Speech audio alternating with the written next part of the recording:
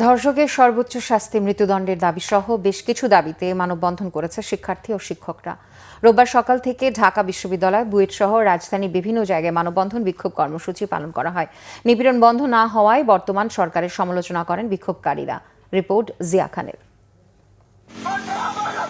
ধর্ষণ ও নিপীড়নের প্রতিবাদে ক্ষোভে উত্তাল শিক্ষার্থীরা।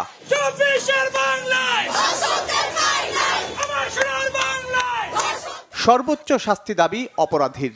আমার ফ্যামিলি সবসময় একটু টেনশনে থাকে যে কখন না আমার মেয়েটাও ধর্ষিত হয়। এই শিশু আসিয়াকে ধর্ষণ করা হয়েছে আজ কয়েকদিন হয়ে গেল।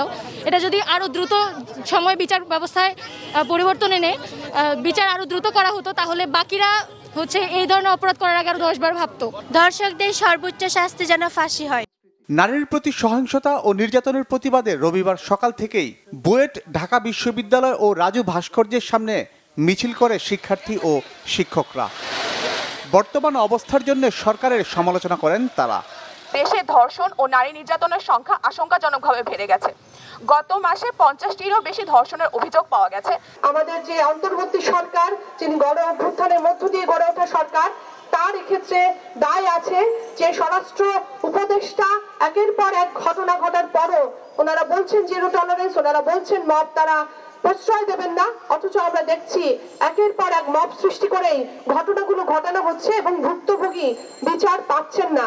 যে জন্য এই নতুন বাংলাদেশ তৈরি হয়েছে তার সেই বাস্তবায়িত না হবে, আমরা পথে থাকবো। পরিস্থিতি থেকে উত্তরণে কয়েকটি দাবির কথা বলেন শিক্ষার্থীরা।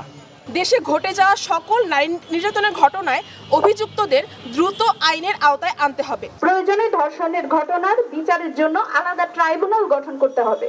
ধর্ষণের বিচার দাবিতে রাজধানীর বিভিন্ন জায়গায় বিক্ষোভ ও মানববন্ধন করেছে বেসরকারি বিশ্ববিদ্যালয়ের শিক্ষার্থীরাও। সমাজ ব্যবস্থা এত খারাপ হয়ে গেছে, আমাদের না নেবে কোনো উপায় নাই। সব ধর্ষকের ফাঁসি চাই এবং ধর্ষকদের নিপাত যাক। জিয়া খান, বাংলা ভিশন, ঢাকা।